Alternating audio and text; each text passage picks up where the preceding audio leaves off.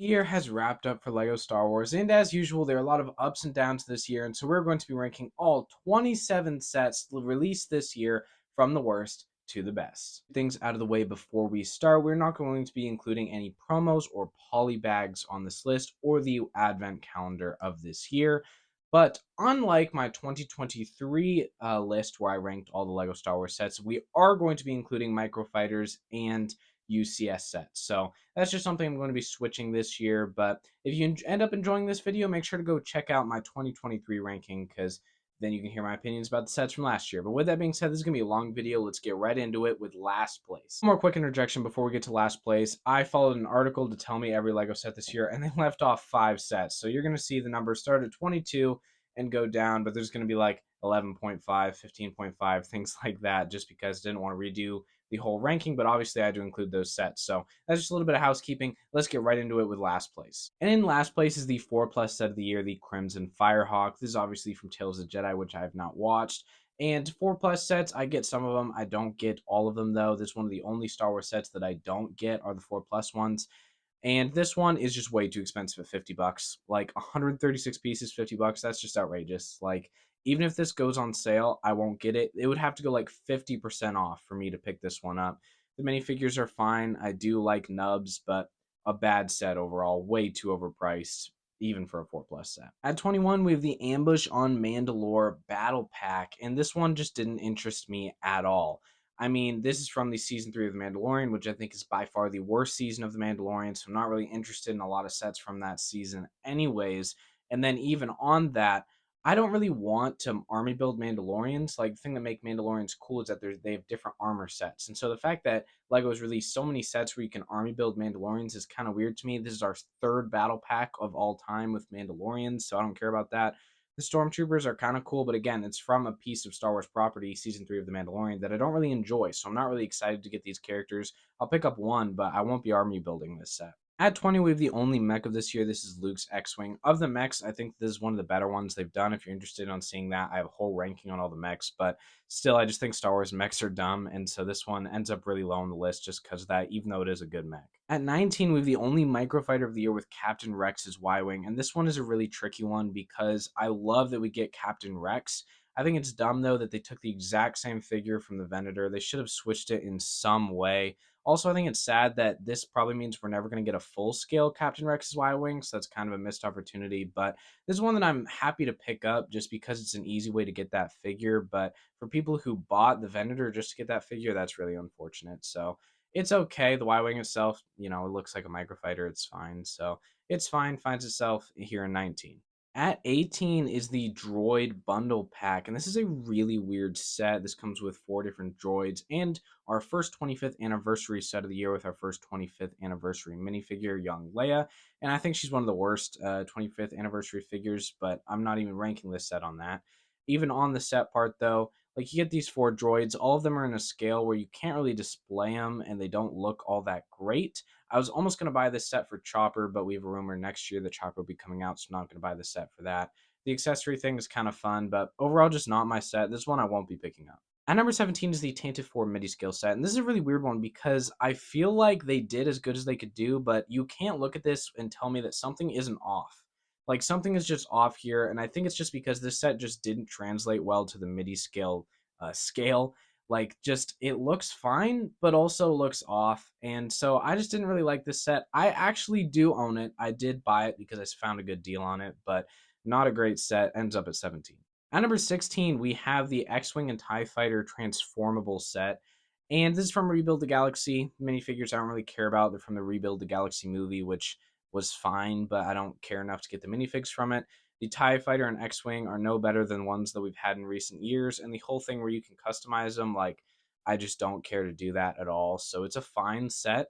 Like, it's okay. Kind of right in the middle of meh, but I'm not going to be picking it up probably unless I find it on a good deal. So here at 16. Our first 0.5 of the list, and this is the Onyx Cylinder. This is from Skeleton Crew, which hasn't even come out yet, which makes it really tough to grade this set. Like, if I like Skeleton Crew, this is probably going to move up quite a few spaces. If I don't, maybe it moves down a space or two. I don't know. The actual ship itself just looks kind of chaotic and not that interesting to me.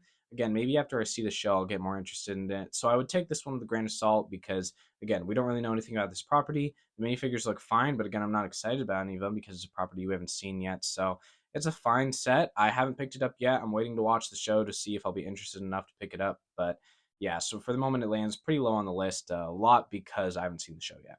At number 15, we have the Most Espa Pod Race Diorama, and just straight up too expensive. This is an $80 set. This should be 40 bucks. Like, it is just way too overpriced. I did buy this one because I do think it's a really good set, which is why it's this high up on the list, is because I do think it's a good set, but for $80, just way too high. If this is a $40 set, this probably gains like a whole like 8 spots, but just way too overpriced at $80, so it ends way back here at 15.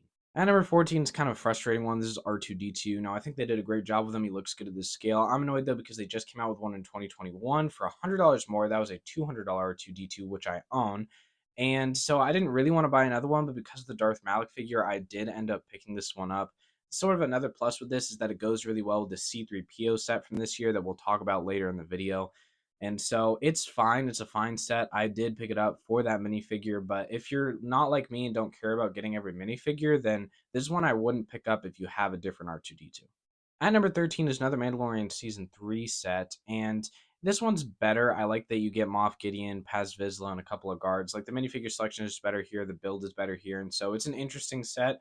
This is probably the set I would want most from the season, so we could get that Moff Gideon, so it's a fine set. I don't love it. Again, it's just from a piece of Star Wars property that I didn't really enjoy, so it's kind of hard to rate it on that scale, but it's fine. It's an okay set. Kind of lands right in the middle here at 13, and from here on out in the video, I mostly enjoy all the sets. 12.5, we have the Desert Skiff, and straight up, way too much money. This is 80 bucks, should be 50. The set itself is actually perfect. This is by far the best Skiff we ever got, the best Sarlacc pit we've ever got. You get Nub, or 9 Nub, who is amazing to see here for the 25th anniversary minifigure. All the minifigures themselves look absolutely amazing, and so it is a perfect set, but way too overpriced. If this is $50, this could be like 2, 3, 4 range this year. Like, it is really a good set. It looks beautiful, but 80 bucks is way too much for this.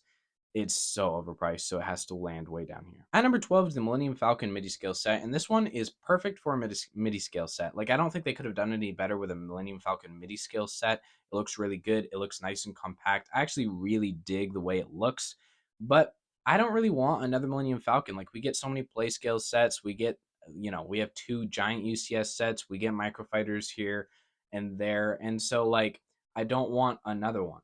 You know what I'm saying? Like, I don't always need a different scale of the Millennium Falcon. I already have a couple of play sets. I do hope to get the UCS set one day. I have a bunch of microfighters, and so I just don't need another one. So I don't currently own this. I might, especially if it goes on sale.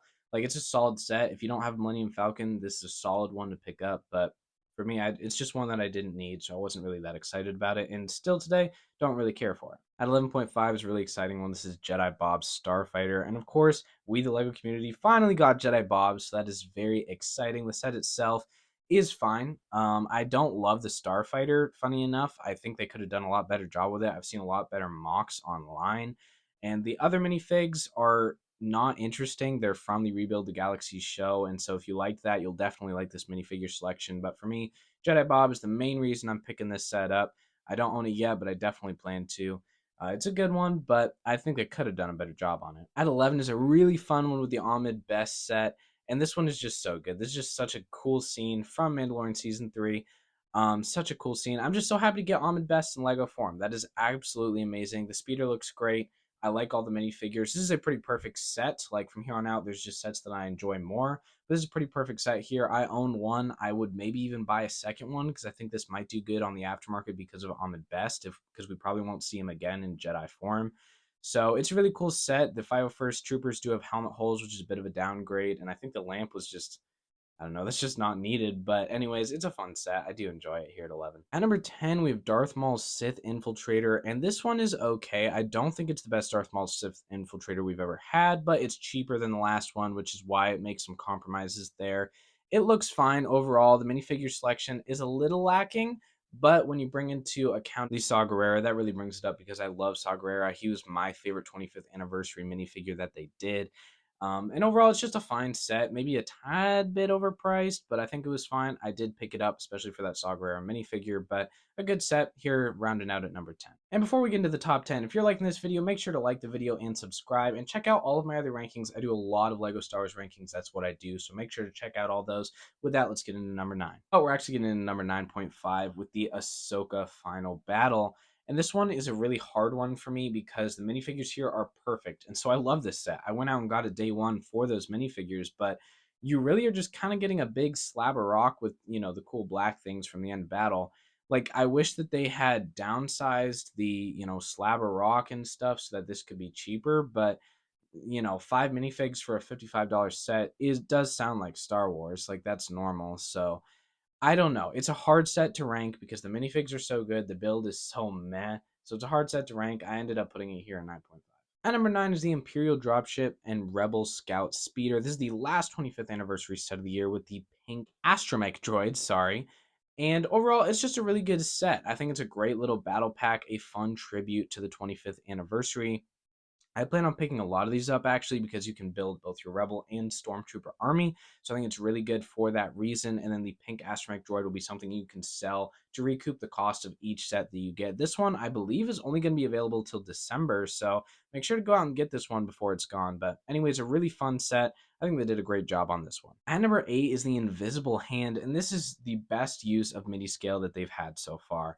I mean, I just absolutely love this set, and we would never get an Invisible Hand at any bigger of a scale, and so putting it at the midi scale is perfect. And so I bought this one on day one. I absolutely love this one. It's obviously from my favorite Star Wars movie, Episode 3, and so I'm really happy to get another iconic ship from that movie. And so overall, just a great set. Could have used a minifigure. I think that about a lot of the midi scale sets, but really a great one here at number 8. This is going to be our last 0.5 of the video at 7.5. This is the Clone Trooper Battle Pack, and this is a really good one. I mean, just such a good army builder for the droids plus the clones. A lot of people really don't like that the clones have helmet holes. It does take it back. If they didn't, this might have moved up a couple more slots on the list, but overall, I'm pretty okay with it. I actually only have one of these right now. I bought one right when it came out, but before it ends, and hopefully when it goes on some sales toward the end of its lifetime, I'm going to get a lot of these, just like the 501st Battle Pack. So a really, really fun one. I do really enjoy this set, and I think that a lot of people should pick this one up, and I feel like it's been under talked about. I totally forgot that this one existed. Maybe that's also because it was a January set, so it's been a little while, but anyways, a great set. At number 7 is the Tanana 4 Hallway. This is one of our first 25th anniversary sets of the year. This comes with Fives, who has been a super controversial minifig. I think he's fine. I like him. Don't necessarily love him, though. But anyways, this is a really good set. Just one that we've needed for a long time. Like, it's just such an iconic scene from episode 4. It's funny that we haven't gotten it in this amount of time of LEGO Star Wars existing. And so overall, it's a really good set. I think they did a really good job on it. The minifigure selection is what you'd want for a set like this, plus that Fives, the $55 mark. For this set is really good. I kind of wish they did it at a smaller scale so it could be a little bit cheaper, but it's good. I picked one of these up day one. Really good set. At number 6, we have the UCSTIE Interceptor, and now this one is perfect. Like, I have no quarrels with it at all. I don't think they could have done a better job on a TIE Interceptor. The minifig looks great, as he should, in a UCS set, and overall, it's just a perfect set.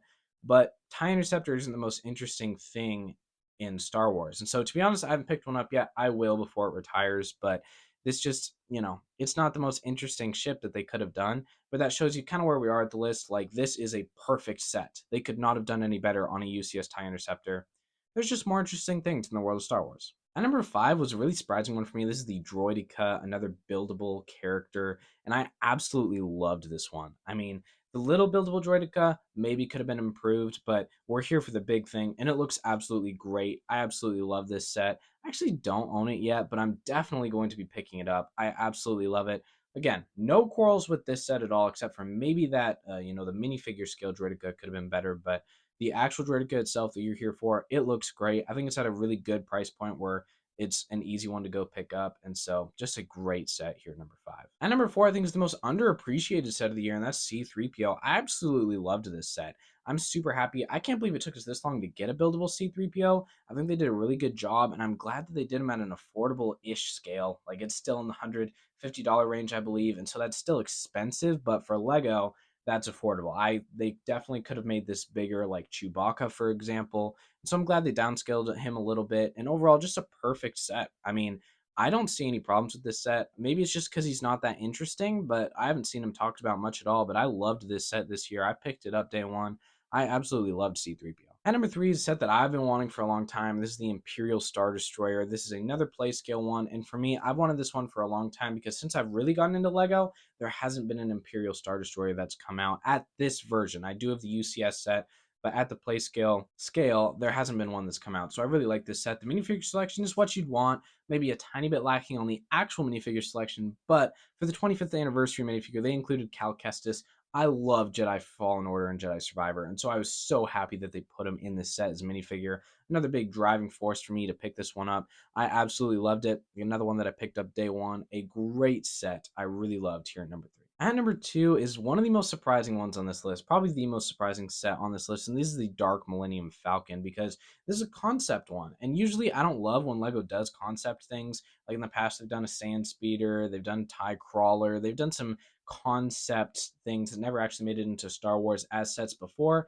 None of them I've thought have been very good. This is by far the best one with the Dark Millennium Falcon. It is just menacing. That ship looks great. And then the minifigure selection, man, like, we got Darth Jar Jar. It's absolutely amazing. Each one of these minifigures I love. I've done more videos talking about this, so I don't want to, hype this set up too much for too long here, but just a great set that I absolutely loved. And this is a pickup for me. And I think everybody, even though it's a concept set, I think everyone should pick it up because it's just that good a set. I absolutely loved this one here at number 2. But at number 1 is one that I would never think would have gotten to number 1, and that is Joba Salebar. Now, I was really excited when they announced this as a UCS set because as long as I've been collecting, there's never been a Joba Sail Barge. I also currently don't have a Joba set because when I'm filming this video, this set still hasn't come out yet. So I don't own it yet.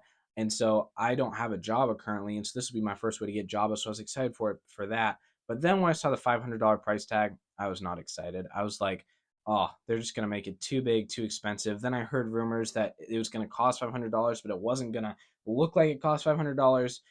Anyways, all of that aside, we got the pictures, and I love this set. I think it looks great, and it looks like it's worth $500, maybe a tad bit overpriced, but I love it. The minifigure selection is great, getting some iconic characters back for the first time in a while, and getting some new characters, which is absolutely awesome.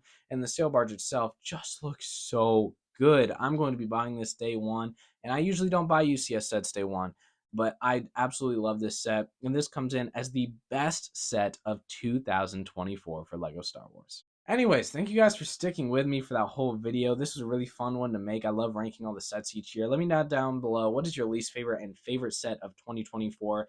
And if you enjoyed this video, make sure to check out my 2023 ranking. It is when my channel is a bit older, so it's not as good as this one, but it's another ranking that you guys will probably enjoy. With that being said, thank you guys so much for watching, and I'll see you later on British School.